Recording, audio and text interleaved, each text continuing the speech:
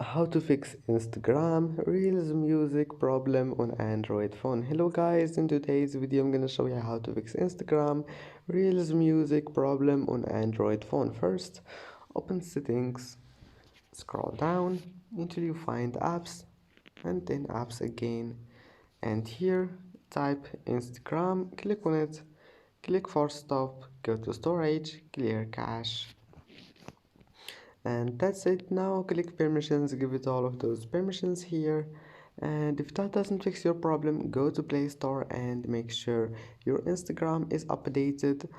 And that's it. Now restart your phone and try again, and if you have an iOS now, open settings and then click general and then iPhone storage. Now just you need to find Instagram, click on it and click offload, and that's it. Don't forget like and see you in the next video.